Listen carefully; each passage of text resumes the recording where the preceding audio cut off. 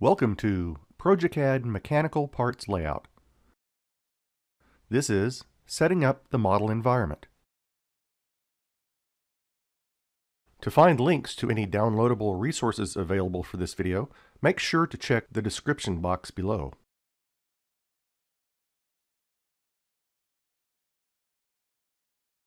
For this video, we're going to be using the supplied sample drawing titled Mech S2_3D_component. I'll open it now from the start page. This mechanical assembly is actually a collection of 8 solids. Using what we've learned from the 3D solids and editing lessons, you should be able to visualize how some of these parts are made. I'll copy clip the blue base and paste it into a new drawing to demonstrate. Many solids can be easier to draw in 2D to start with. I'll reproduce the top part of the base quickly to demonstrate. Typically, I would use exact measurements, but in the interest of time, I'll just eyeball everything. I'll start with a rectangle. Then I'll fillet the corners using the polyline option to get them all at once. Now for the hole patterns. I'll draw in the top 5 and mirror them to the bottom.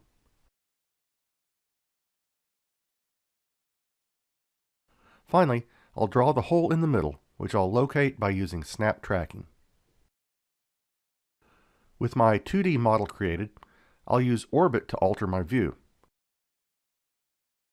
Next, I'll extrude all of my 2D entities, creating the filleted box and 11 cylinders. Now, it's just a matter of subtracting the cylinders from the box. I'll speed this step up a bit through the magic of video editing, then set the visual style to realistic, and we'll see how easy it was to recreate this portion of the part. Granted, the part also has a connector of some kind on the bottom, but a few union cylinders and a subtracted polygon would quickly make that as well. I'll go back to our full assembly drawing now and show you some methods to better your work in 3D model space. I've talked about layout viewports, which you use to view your model in paper space, which is then scaled and plotted. Model space supports viewports as well, but they're used differently and have some different properties. I'll get started by creating 4 viewports from the Model Viewports panel of the View tab.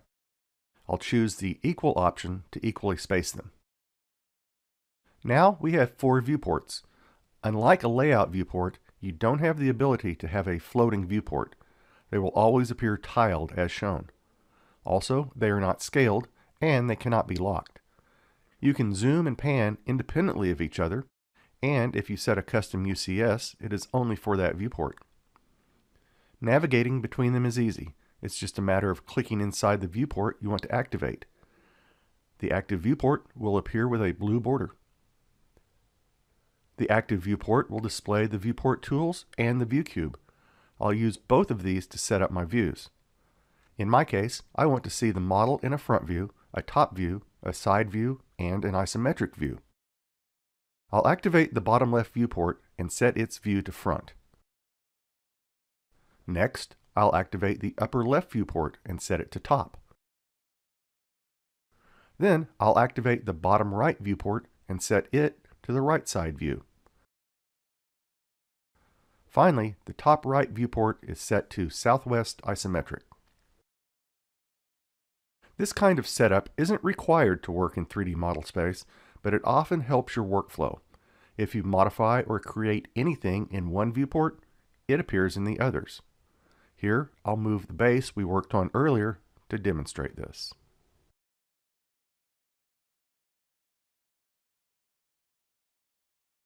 You can find out more information, download their 30-day free trial, or purchase your own progeCAD license at www.progecad.com.